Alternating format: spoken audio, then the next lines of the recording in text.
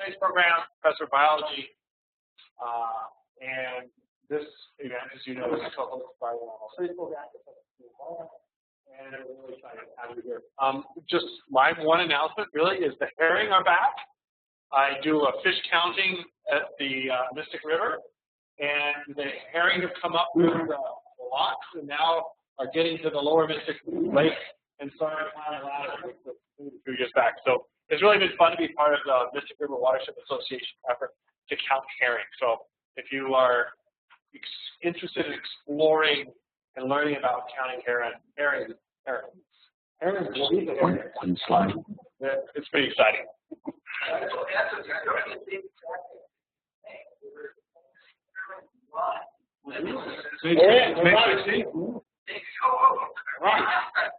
And we're pulling water chestnuts. We're doing it all. Shame John into doing it.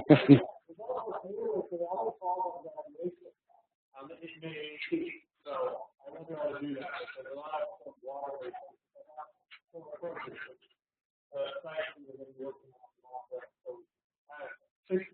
Water.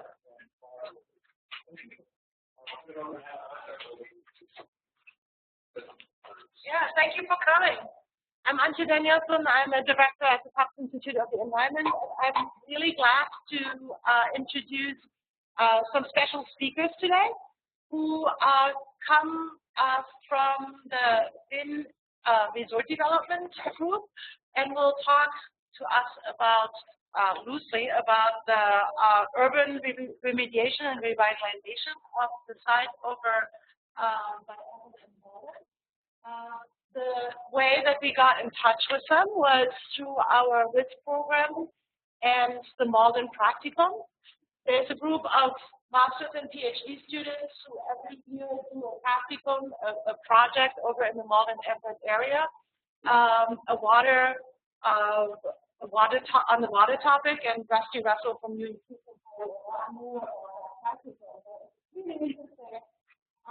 interdisciplinary work, bringing a community together and looking at this polluted river, the Malden River, trying to figure out what to do about the pollution, about the recreational value of the river, and so forth. So through this practicum and through this project, we had the idea of getting in touch with the Vin Resort developers because the two sites are very close together. And we started talking about 6 weeks ago or so, and then we had the idea, well, let's invite them. 6 weeks, right? All right, thanks. Let's Is Nancy even pregnant yet? Let's invite them over to give a talk on the topic. So today we have two people who will be talking to us. One is Bob DeSalvio. He is a business person in the Vin development.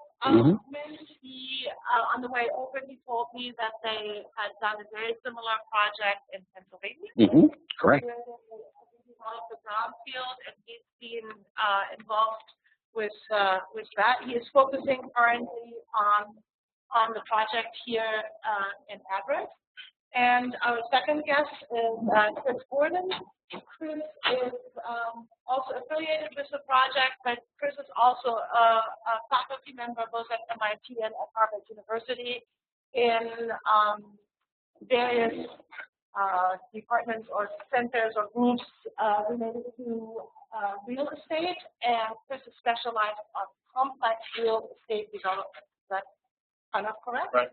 Okay, so if you want to add anything else to this introduction, feel free. Otherwise, we'll turn it over to you, Bob, and take it away. Thank you very much. I also want to thank all of you for having us here today for Lunch and Learn. Very happy to be here on the Tufts campus, beautiful campus, my first visit to it, and we're looking forward to meeting with you and having a nice discussion about what we're up to. Again, my name is Bob DeSalvio. I'm Senior Vice President of Development for Wynn Resorts Development. And if we're lucky enough to receive the license here in the Boston area, I will be the president of the property for Wynn Resorts in Everett. So I'm really excited to be part of this team. Of course, I'm joined by Chris Gordon, who's been our project manager from the start on the project, and John Taco, who has helped us with community relations. It's a wonderful project. I feel like it's probably important for me to tell you a little bit about my background and how I wound up here, a little bit about the company, Wynn Resorts, and then I'm going to turn it over to Chris, who's going to really get more specific about the project and also about our environmental remediation plans, because I know that's really one of the lead topics. We're going to try to get through this fairly rapidly so that we can leave a good bit of time for Q&A, because I'm sure you guys probably have thought about some things that you may want to ask us, and we always like that part of the interaction if we're at any of the universities or colleges. So by way of background, my family, Brooklyn, New York family, immigrant family, and I was the first one born in northern New Jersey. I loved the hotel business when I was growing up as a kid, and I wound up going to the University of Denver. Their Daniels College has a very good school of hotel, restaurant, and tourism management. And I started working for Hilton Hotels while I was at college and got transferred back to New York City in 1978 when I graduated. And then I took a chance and visited a friend in Atlantic City, New Jersey, and wound up getting an interview with Caesars, and then spent the next 18 years working in Atlantic City as they were going through the kind of revitalization of Atlantic City and the growth of the gaming business in that particular town, and spent some time with Caesars, Bally, and the Sands. And after the 18-year stint there, I got a very interesting call from the Mashantucket Pequot Indian tribe, who owns Foxwoods Resort Casino, to head up their marketing operations. I went there as Executive Vice President of Marketing and spent 10 years in Foxwoods. We were doing some large-scale development at the time, building a new high-end tower. We worked with Rees Jones on development of 2 golf courses, part of what's called the Lake of Isles complex. And I wound up living in North Kingstown, Rhode Island. So I am fairly familiar with the New England area. About 41, 42% of our business at Foxwoods was from Eastern Massachusetts. So it gave me a good connection to this particular area. And myself, my family really liked the area. I then was contacted by Las Vegas Sands Corp out of Las Vegas, Nevada, about a very interesting project they were working on in Pennsylvania. They had purchased the center core, 124 acres, of the former Bethlehem Steel plant. And it was part of the largest brownfield redevelopment project in the country. It comprised about 1,800 total acres, and we wound up with the center core of the plant. And our mission was to turn it into from a completely empty and derelict industrial site into a fairly significant casino integrated resort project, much the same of the assignment that we have here in Everett. We wound up inheriting about 31 former buildings on the site. We took down 11 of them, and we kept the remaining buildings on the site to be used for adaptive reuse. But the main area where the casino was going to be located happened to be an old iron ore pit. So we had to take an old iron ore pit and turn it into a luxury casino resort. It was really quite a challenge. We spent a lot of time working on whether it was remediation projects and then doing some demolition work, making sure that we were, matter of fact, we worked very hard in terms of the recycling of materials on the project. It was about 240,000 tons of steel that came out. We wound up sending all the steel down to Nucor in Arkansas. It got melted down. We wound up buying our steel for the project right back from Nucor. And so in one regard, although I can't claim that we completely reused the steel, but it did go to the same plant, it did get melted down, and then we actually turned out and bought about the same amount of steel that we had dropped off at the same plant. There was lots of use of excess materials on the site, stone and brick.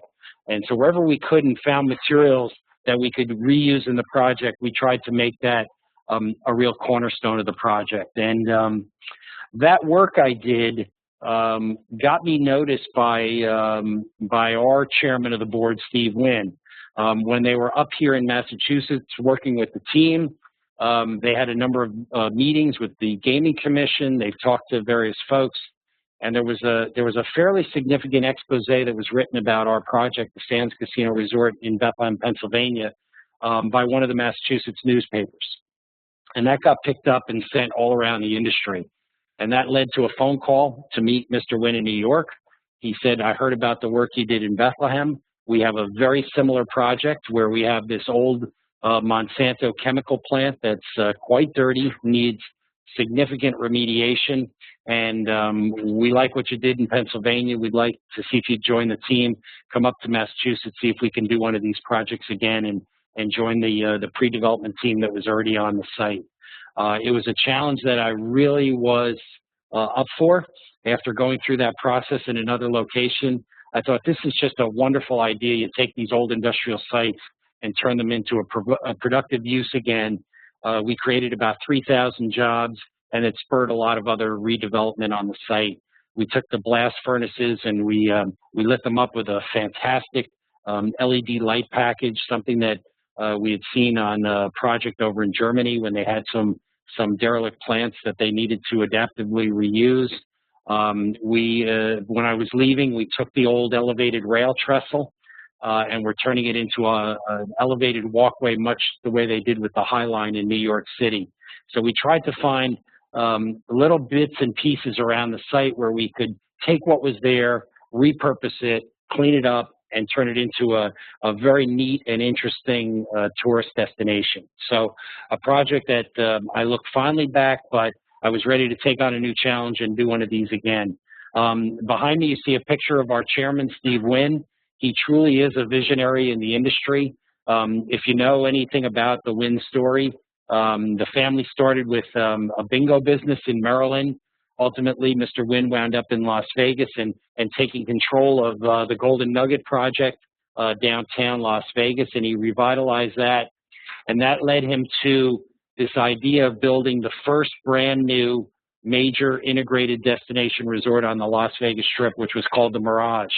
And he opened the Mirage in 1999 to great fanfare. There were a lot of critics who thought it was a bridge too far. It was too much investment. You'd never get the return out. And he proved everybody wrong.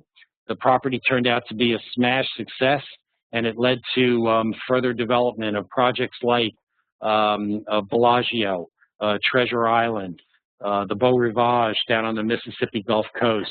And then ultimately, the public company wound up selling to MGM, and Mr. Wynn took the proceeds from that. He bought the old Desert Inn site and then created what is also, as you see in the photos behind me, the Wynn and Encore at Wynn project on the Las Vegas Strip.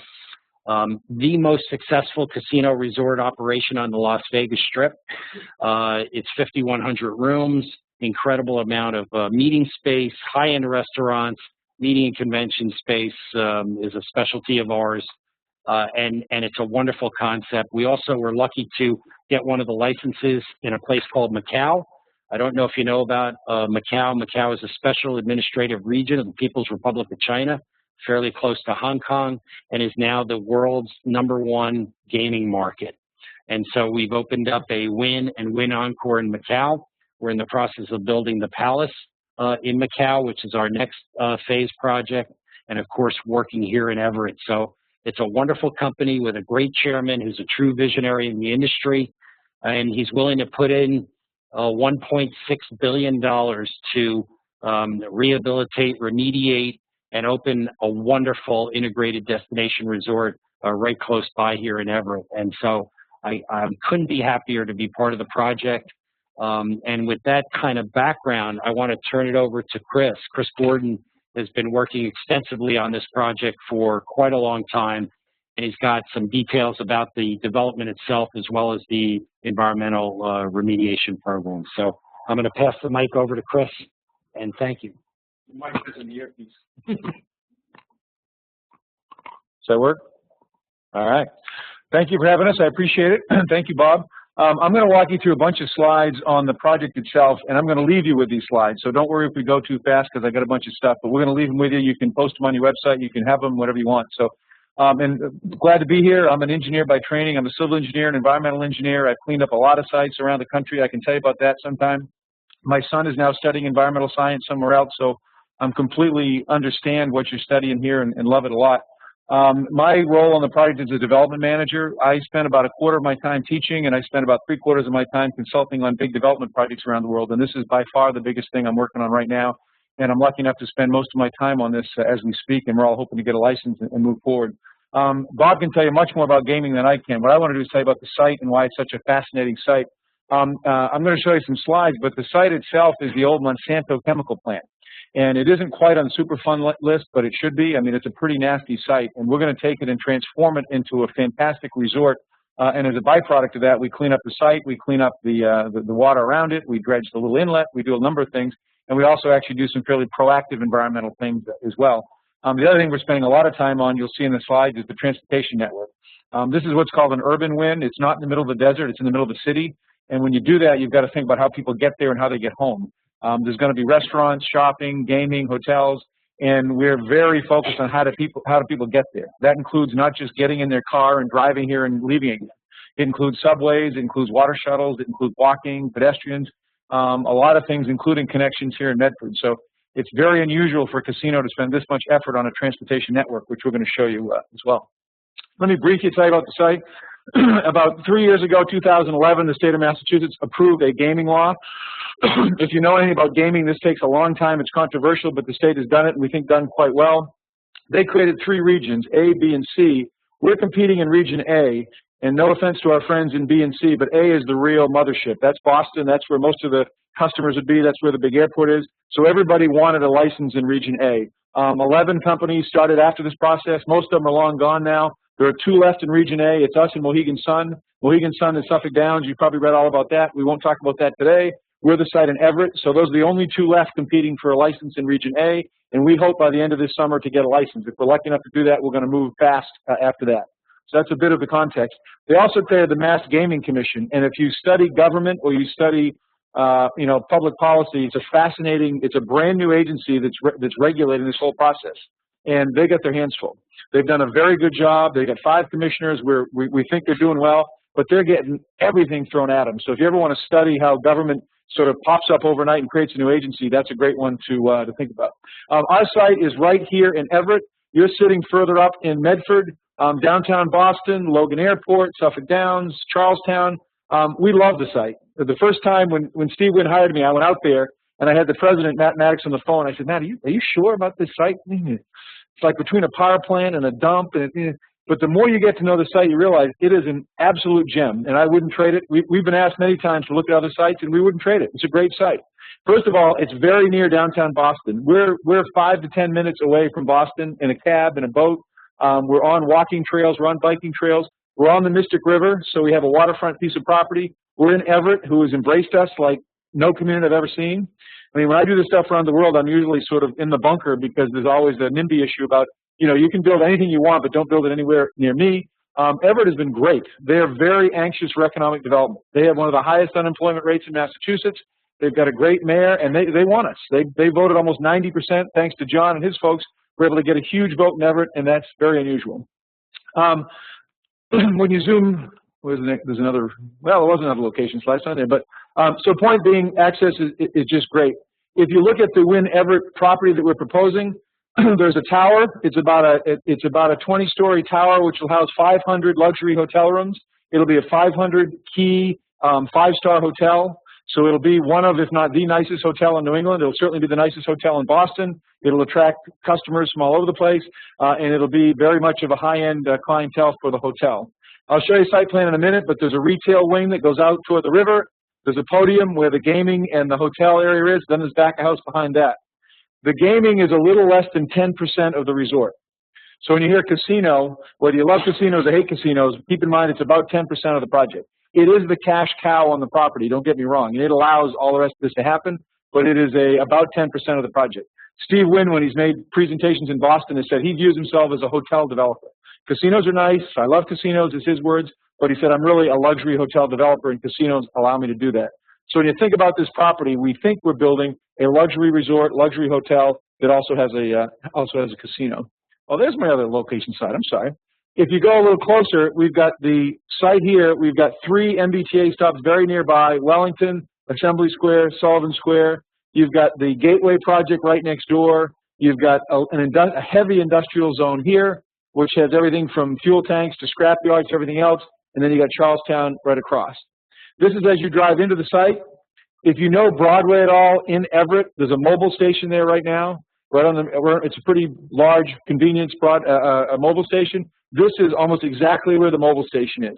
So you would drive in, you'd have this great view of the tower, you'd see the podium here, the retailer on the front, and then you would look out at the river. You can start to see the river as you come further into the driveway, drop-off areas here. A huge effort on interior and exterior landscaping.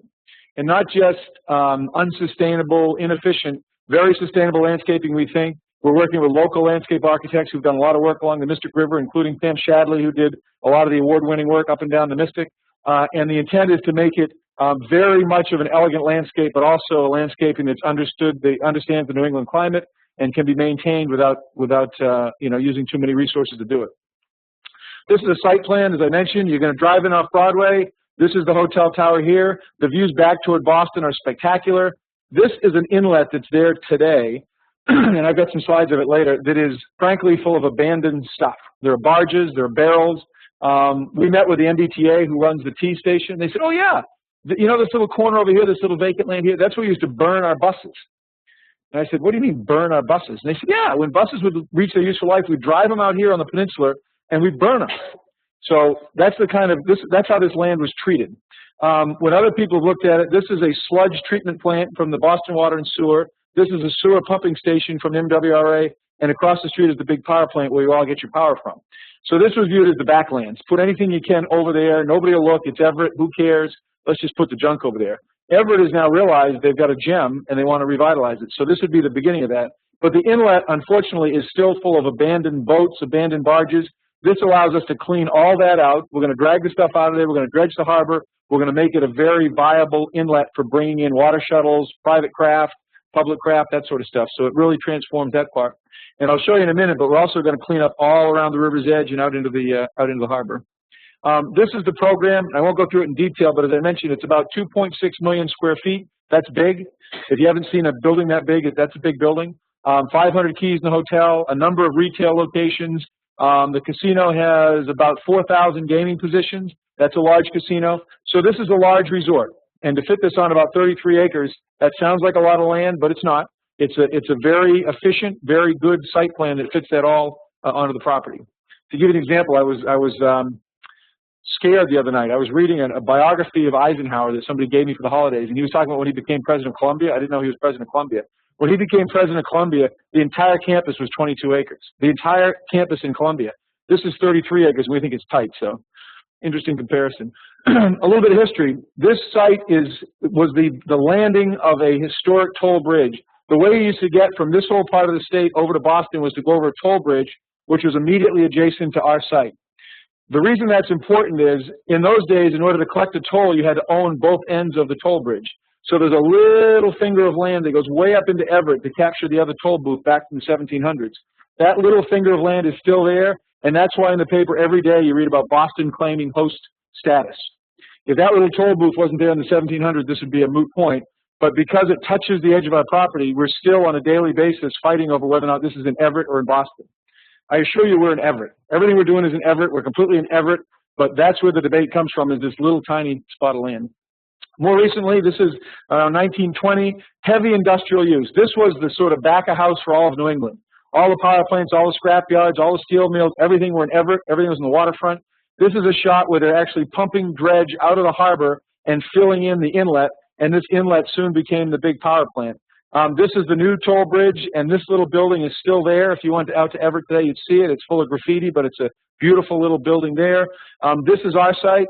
This is a crane where they unloaded chemicals. Those trusses are still in the water. I could show them to you today. These are old Monsanto buildings. They used to make everything here from cyanide to you name it. Every chemical you never want to touch was made on the site. They would batch it. What's that? Oh, it's not touch. John actually has a scrapbook of old clippings from the site, and it talks about things like gas releases where everybody in town got sick. It talks about a community picnic where people fled down Broadway running with their picnic baskets because there was another release. So the site has a very strong negative environmental history. I've cleaned up worse, but not much worse. I did a Superfund site where I chaired a realty trust that bought a Superfund site, the one that's in Civil Action, the Travolta movie. And I would argue this is, if not This is pretty darn close to being that bad, and that was a very nasty site. This is the site today. It's stunning in two ways. In a positive way, it's 33 vacant acres in the middle of the city. You can't find 33 acres anywhere in the city, so that's the good news. The bad news is if you look, there's not a building, there's barely a blade of grass, there's no vegetation at all. We've done a very detailed ecological study, and the term that they brought back was it was ecologically a desert. Nothing was living, nothing was breathing, nothing was happening. So it's a very dormant, contaminated site. Most of the contamination is heavy metals. To add insult to injury, it had all the Monsanto junk, and then when they built the Deer Island treatment plant and they dug out the tunnel and they dug part of the other side of the big dig, they took a bunch of that fill and dumped it on top of it. So we had the old contaminated soil, and now we got some new contaminated soil all on one site. The good news is we know how to clean it up. This isn't new technology. We know how to do it, but it's a pretty rough site. These are some shots from today. Those are the abandoned barges out in the water. You can see there's a lot of, frankly, junk on the site. This is the underpass where we're going to build a walkway, and these are the old trusses in the water where you saw the rail cranes unloading the work. This is all there today. It's been abandoned for about 35 years. It's been sold, but everybody backs out, then sold again. Everybody backs out, and then sold again. It changed hands about 8 years ago under a very distressed sale, and before that, it just sat idle because nobody wanted to take on the liability. The context is all industrial with the exception of our friends over at Gateway. A few years ago, they bought the other half of the Monsanto site and did a big box retail development, and good for them. They've been very successful. They're doubling their projections. This is a DDRC development, and their numbers are off the charts in customers. And when they bought this, their shareholders said, you may be putting the company out of business. So that's an example of a brownfield development that really made it happen. Other than that, I got to tell you, we're totally industrial. There's no way to get to the waterfront if you live in Everett. There's the biggest scrapyard in New England, the biggest power plant in New England. It's just a rough scene. So between Gateway and us, you're going to start to see development, I think, wrap around the corner. This site has been studied to death. Everybody's done studies. The city of Everett, DDRC, everybody studied it. And the conclusion was always to redevelop this, but nobody was able to pull the trigger. There's been master plans. There's been district development plans by the city, and they've just not been able to get it moving. We did a municipal harbor plan with the city of Everett. This is a step in the environmental process to get permission to redevelop this. We now have our completed municipal harbor plan, which talks about development on the river, talks about river access, talks about boat launches, and so that's we're very happy to be through that process. We're now working on Chapter 91, which is the next step in developing along a riverfront. Luckily in Massachusetts, this is my green hat, the rivers are very well protected, which is good news. The downside is when you want to redevelop a site like this, you not only have to do the regular redevelopment approvals, you also have to go through all the river protection approvals. And again, we believe in that stuff, but man, there's a lot to it. So we're working our way through Chapter 91 now. We're doing very well, and we expect to get approvals on that as well. This talks about the municipal harbor plan. The other thing we like a lot is the public realm.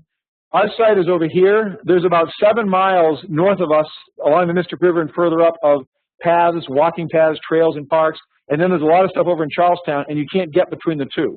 So we'll be the last tooth in that connection, if you will. Once we develop our public walkways across our site, you'll be able to go from the ocean in Boston and all the way around there, through the city, through Charlestown, across our site, all the way up the Mystic River. And eventually you can go for miles and miles with rails and trails and other stuff. So it's going to be a huge connection.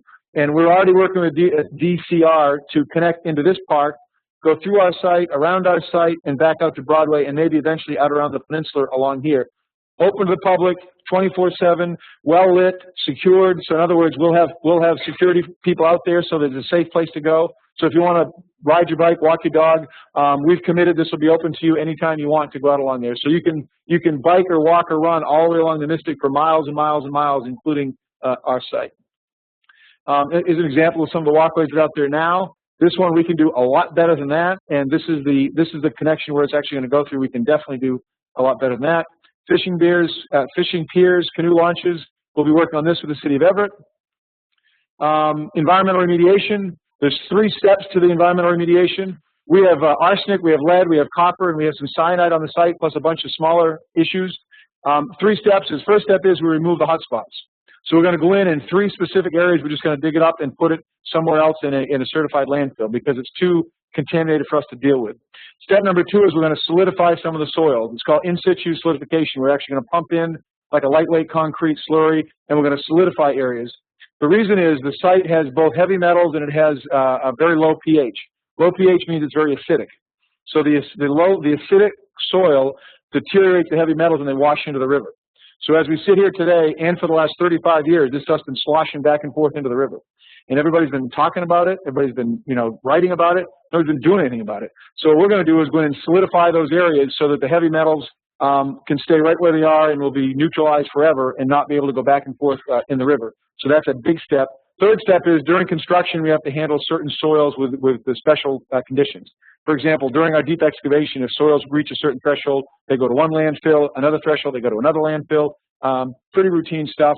We're going to spend about $30 million cleaning up the site. If you're interested in learning how remediation works, it's a great site to watch because we have a little bit of everything for everybody. But when we're done, it will be clean. You can go out and sit on the lawn. You can walk your dog. You can, the only use limitations will be deep in the ground, which you'll never get to. So as the public goes and as customers go, it's like walking around your campus here, which we're pretty excited about. The dredging we talked about, but there's going to be a big dredge in the harbor, which will be important for the water shuttle system. The living shoreline. One of the things that we want to do is create a living shoreline around the edge of the property. We originally looked at a bulkhead wall, and we were very quickly reminded by a lot of very good environmental activists, it's much better to have a living shoreline where groundwater and surface water can run into the river, where the tides can come back and forth, and you can get some level of treatment along the edge of the resort. So we're now going to be building a living shoreline, which will have a couple of components. First of all, it'll have a vegetated shoreline around the outside, not a hard edge, and we're going to be replanting shellfish in the river, so those shellfish can help us actually clean the river. A typical oyster cleans about 50 gallons of water a day. So if you put 100,000 oysters in there, which is the kind of numbers we're talking about, you can absolutely clean up that part of the river. It's being done in New York. It's being done elsewhere on the South Shore. It's being done in Cape Cod. And so we're working now with a group called the Oyster Project in Massachusetts, which is working with us to help us put oysters back into the river where they used to be. This particular site was the home of the Union Oyster House, the oldest restaurant in America, where they used to get the oysters off this site. So it's gone from being the home of the best oysters in the country to being a dead zone where nothing grows. We want to go back toward using oysters to clean up the site. So just to show you that cross-section again, vegetation here, oysters here, resort up here, with a tidal swing that'll help clean the area there. Stormwater, again, we've got a very robust stormwater program. We're on the river, so we have to treat all our stormwater. We'll certainly be doing that. Water transportation, we're looking at a low-profile catamaran that can go from downtown Boston right to the site and back. Every 15 minutes, you'll be able to get a ride. With a catamaran, there's two advantages. We go below the drawbridges, so we're not opening and closing during rush hour. And number two is they can go fast. We can get you to the convention center. We can get you to the garden. We can get you to downtown Boston in 15 minutes. So we think this is going to be a huge draw to get people out of their cars and off the roads. These are much more environmentally friendly than the cars are, and they're kind of cool. I mean, the intent is to kind of overdo these from a marketing point of view and a slick point of view, and I'll defer to Bob on how to market the heck out of these, but the idea would be it's going to be cool to take the boat. Now, by the way, it's also great environmentally, but it's really going to be a cool thing to do. So if you're at a downtown hotel, you jump on the boat and they whiz you to the casino, kind of cool. Sustainable, I could go on for hours, but it's going to be a very green building. We'll be at least LEED Gold. We'd like to get the LEED higher, and we'll try to get to LEED Platinum if we can. Casinos have a tough time being that, but we're not backing down. We're going to do it. So you're going to see a very high level of sustainable design. And again, at some point we should come back and tell you about it, but everything from the energy use to the recycled materials to our recycling program would be extremely aggressive. I've done a lot of green buildings. I did the first ISO 14000 certified airport in the country, the first LEED certified airport terminal in the country. I mean, I was the first one on a lot of those, and this will be better. I mean, I think we can really hit some home runs with what we're going to do in this building. Storm level rise, like it or not, the ocean is rising. Look at what we've seen in other places.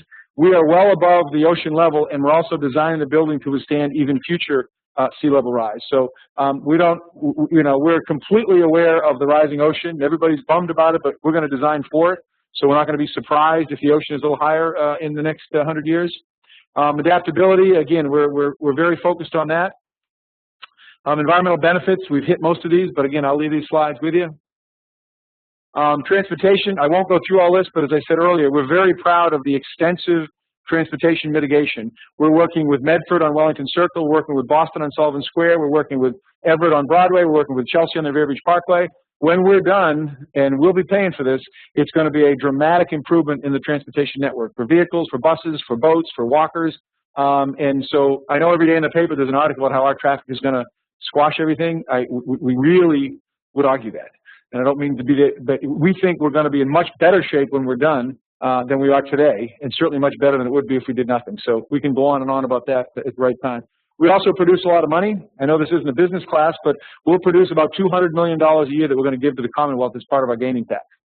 It'll go up. It actually rises quite quickly. So we'll start at about $200 million. That's new money. If you know the state's brackets, it's targeted for things like culture, education, transportation. We have no control over that money, but that's newfound money that will go into the area.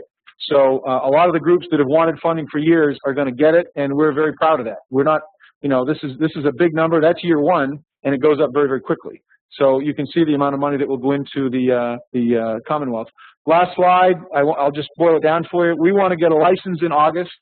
We want to start construction by the end of 14, and we want Bob to be wildly opening the doors right around the end of 17, early 18. That is optimistic, that's aggressive, and that's exactly how we want to do it. That's not a pokey schedule. That means going like heck between now and the beginning of 2018. That's Steve Wynn's style. That's what we're doing. So that's what the approach. A lot of slides. I'll leave them with you, but now we ought to stop so you can have some time for questions.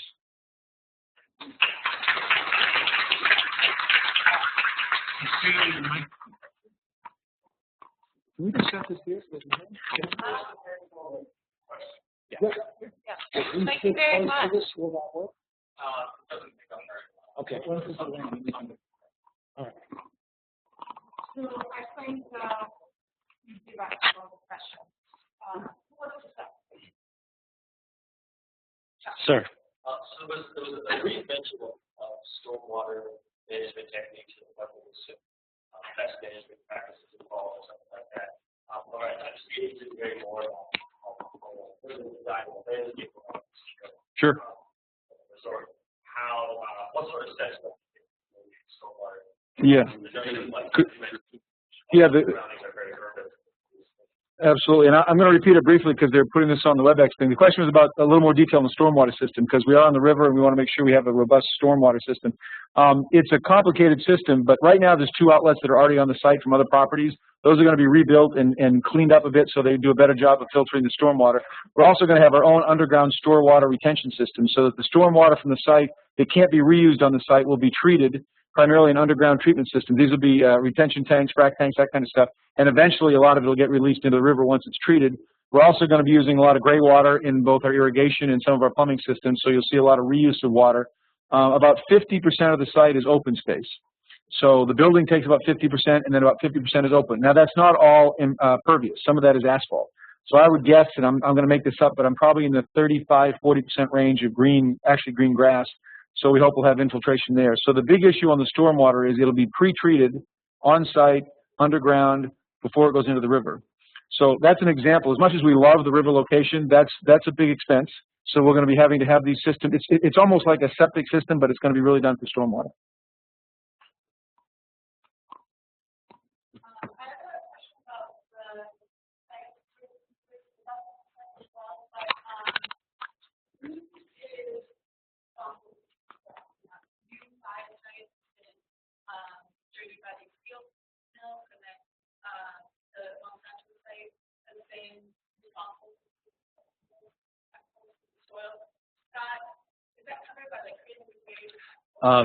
I'll sort of bifurcate that a little bit. When referring back to the site in Bethlehem, when we had bought the site, there was a tremendous amount of environmental remediation that was done by Bethlehem Steel prior to us taking ownership of the site. They were extremely concerned after steel and iron making for 100 years on the site. What their kind of worst nightmare was that the site would be kind of left. They put a big fence around it and never to be used again. So Bethlehem Steel knew that before they actually even sold the site, they were going to have to pony up quite a bit of money to make sure that there was even a chance that it might be able to be picked up. So in our case, a lot of that heavy lifting was done by Bethlehem Steel as an agreement with the city of Bethlehem so they could obviously repurpose the site. In our case, we're taking it as is, and it's our responsibility to clean it up. So the money will be on the back of Wynn Resorts to go ahead and do that environmental cleanup. No, it's because we're taking it as is. So, yeah, it's not currently a Superfund site. Let me elaborate briefly on that. I think it's a fascinating issue, who pays for the cleanup. Bob's exactly right. On our site, we're taking it as is, and because of that, we're paying a lot less than you would if it wasn't contaminated. So the money moves that way. There's also an old judgment against Monsanto on the site that's about $7.5 million that the sellers are going to collect. So if you think about the math in the formula, the sellers are going to get money from WIN, and they're going to get money from Monsanto, and that should make them relatively whole. On the other Monsanto site I did, and if you've seen the civil action book, there's a civil action site, and then there was our site right next door. Both were about, one was 4 and one was 5 on the Superfund list. In that case, because it was a Superfund site, we paid $1 for the property, and Monsanto paid $75 million to clean it up. And they didn't put 1 ounce of contamination on it. It's an amazing story, but which I won't go into at another time. But Monsanto bought a property in Lynn, I believe, like in 1922. And as part of the Lynn property, they got a property in Woburn, which was just part of the deal. They threw it in like an extra chicken in the litter. And they sold it a year later, 1923, and never did anything to the site. In about 1995, 98, the EPA got very aggressive on Superfund site cleanup. Monsanto was tagged to this site.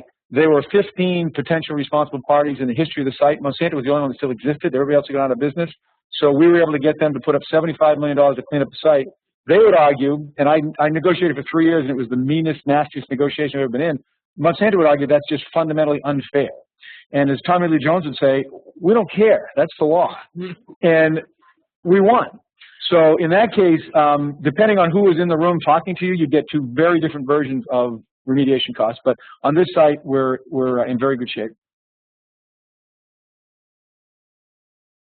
I'm just curious if you could talk a little bit about when you have a brownfield facility. To me, it seems like it's pretty tough to put a bill to what kinds of industries are capable of doing this kind of remediation. Well, there's the hoteling, casino, that's just new to Massachusetts. So in the scheme of paying this kind of bill, who can pull this off? Because it seems to be a huge challenge. Well, you got to look at the economics of it. This site, I'm surprised it's been vacant for 35 years, because if you do something much less intrusive like a big box retail, for example, Walmart looked at this site for many years, and they were going to just pave the whole thing and put a big box on it, and they could do less remediation under that scenario, because they would have put an AUL, and activity and use limitation of the whole site, and it would have been fine. We do not want an AUL. We want to make sure you can go out and walk around the grass. We didn't want to limit where people could go. So if you want a complete permanent solution for a site like this, you got to have a revenue stream, which either means a profitable business like a resort, or you get a government grant of some sort, or you get a potentially responsible party. So, I mean, I'm just surprised it sat there that long. But the trick is, if you're the city of Medford, yeah, you could get somebody to develop it as long as you don't make them clean it up to the level that you might otherwise have to. I'm not sure that's a good answer. I mean, okay, you get a big box there and you pave over it, but there's still a lot of stuff in the ground. So to answer your question on a site like this, if a casino resort wasn't here, you would get development, but you wouldn't get anywhere near the cleanup that we're going to be able to do. Which, by the way, and I know this is, to get into the politics of it, we've got a lot of supporters that are neutral on casinos. They don't really care, but they love the fact the site's finally getting back into action and it's finally getting cleaned up. So we've won over a lot of people, and I'm just being honest with you. We've been able to win over a lot of people who said, you know what, I may or may not ever go to a casino, but go for it. This is good. And that helps. I mean, it's good economic development.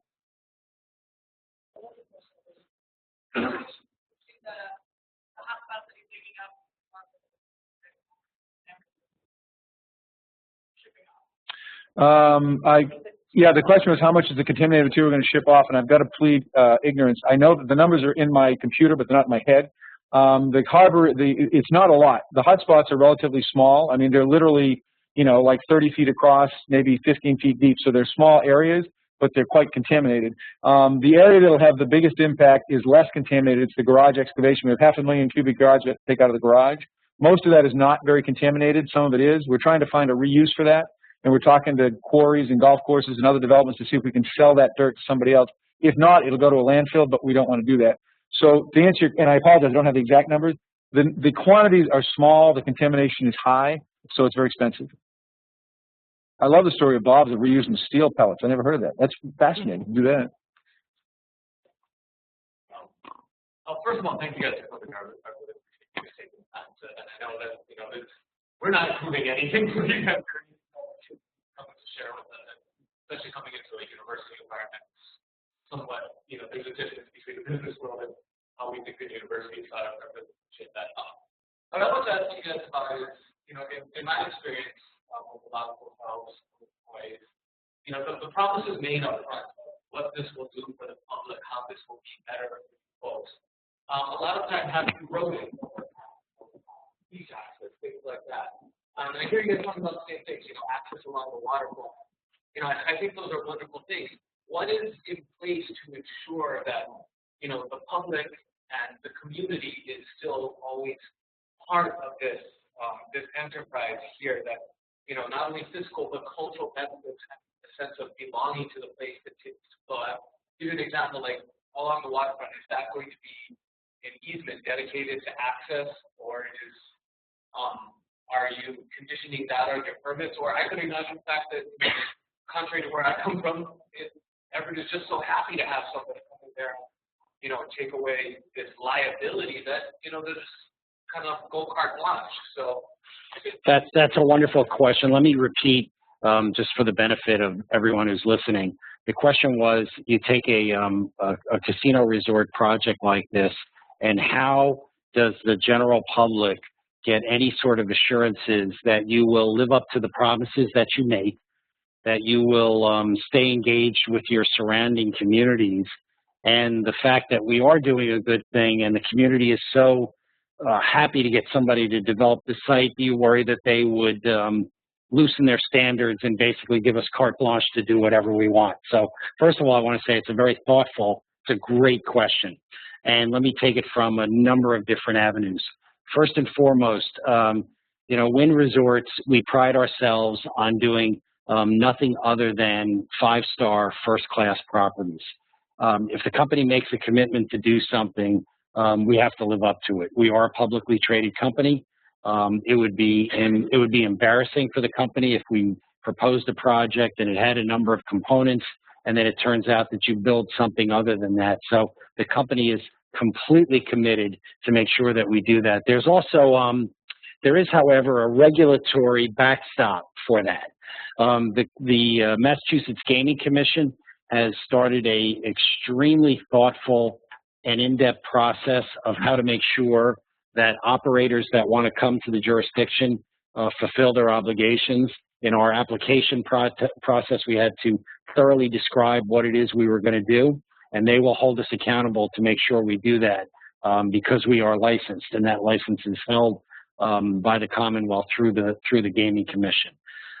We're also making commitments to our community partners. I've been with the company only a short while, and I've spent the better part of my time here in municipal office buildings, in city halls, and the State House, going around, because one of the obligations that we have is to make sure that we negotiate and put on paper surrounding community agreements. And we're currently working with, in Lynn and Melrose, we have neighboring community agreements.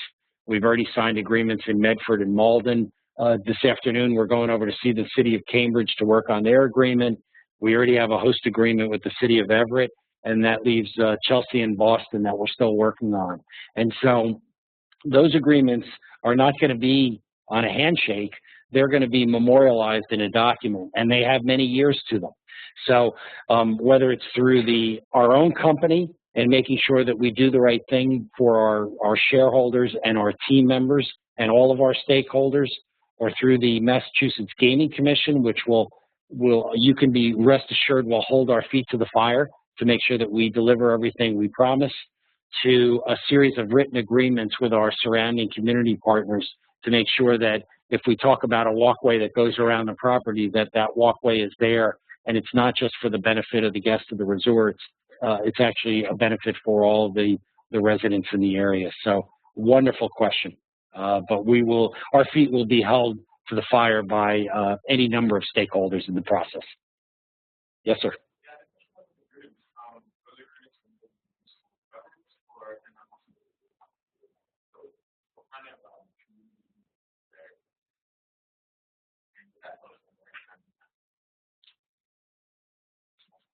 Great. So the question was, are the community agreements, first of all, done via a vote or some sort of input from the community? And then how are they ultimately executed? That's a great question as well. Number of different answers. First of all, the legislation, the enabling legislation required us to have a vote within our host community to make sure that we are wanted. It's not, you know, when you're going to develop a $1.6 billion project, the last thing you want to do is put it in a community that is not interested in having you. So by overwhelming majority, it was 87% vote. The city of Everett blessed the fact that there would be a integrated destination casino resort in their community. But it goes much deeper than that. Then we had to sit down with all the municipal departments and actually negotiate a host agreement. It was an extensive process, and it's everything from a pilot program, a payment in lieu of taxes, to mitigation fund, to a number of different agreements, and that was just with the city of Everett. Now, the surrounding communities, there's no vote mechanism. So once there's a vote in your host community, you have to then negotiate the surrounding community agreements. Significant amount of input. Since I've been here, we've been back and forth to all of these cities, and it's not just the city, either the mayor or city manager. We walk into rooms with 10 and 12 people, and they've assigned everything from housing to green space to environmental to transportation to public safety, you name it. And they've got little committees and groups and consultants that they're using, and then we negotiate. So they'll come up and say, you know, we believe that public safety is going to be an issue because we may have to put more police officers on the street because there's traffic coming through our community. So they'll negotiate a dollar amount, which we might then tie to the community agreement that we could help in support of that. And so there's a very in-depth, thoughtful process that's used to make sure that we go around to these surrounding communities and we come up with agreements that are lock solid. We then have to take those agreements and register them with the Gaming Commission so they can, again, keep track of what we're doing. So this is it's a very significant process that we have to go through. Yes?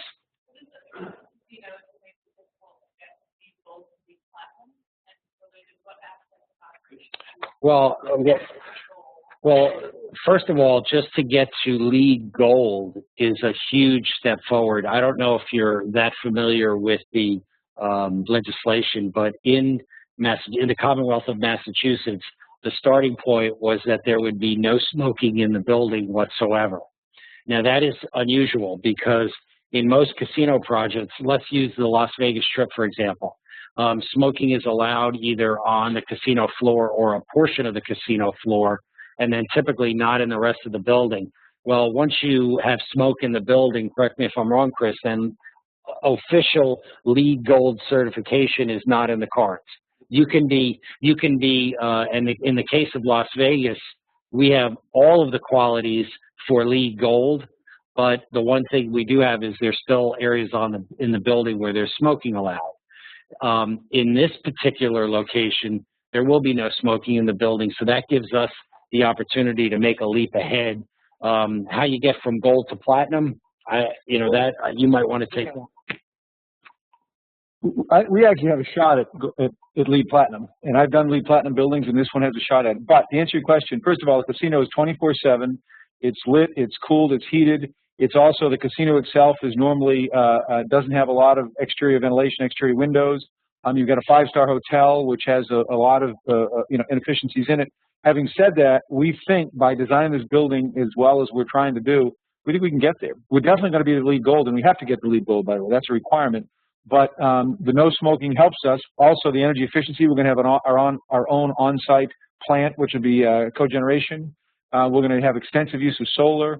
We're going to have, hopefully, geothermal. We're going to have a lot of gray water reuse. We're going to have a very aggressive recycling program. We're going to have biodigestion of food waste. I mean, there's just a lot of stuff. The outside landscaping, we think, is an opportunity.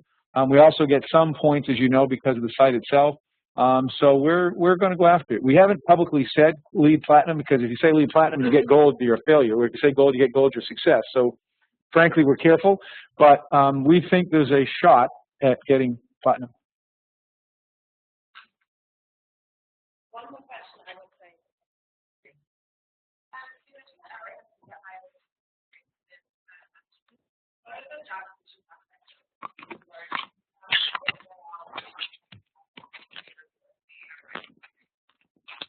Great question. It was about the job creation ability of the project, and then how do we kind of focus that job creation on the local effort.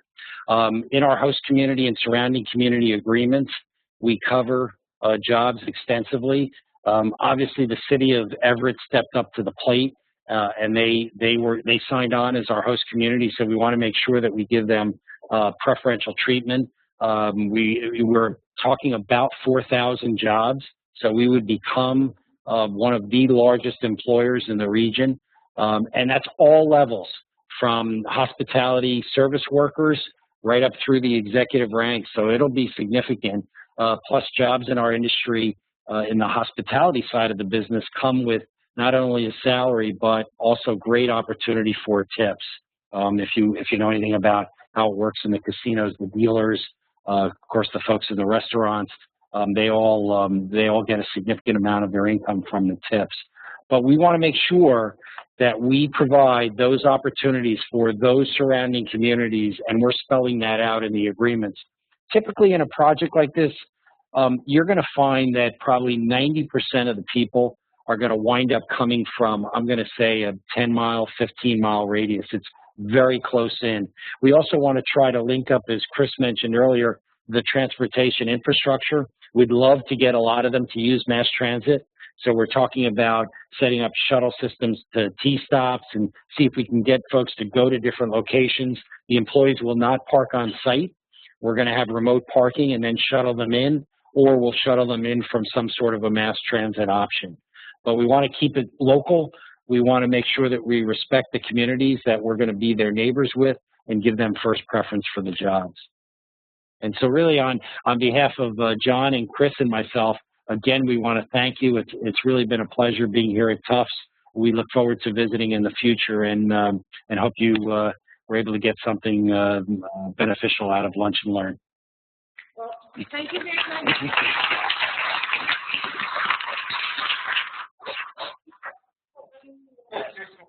John does all the hard work. Yes. You did.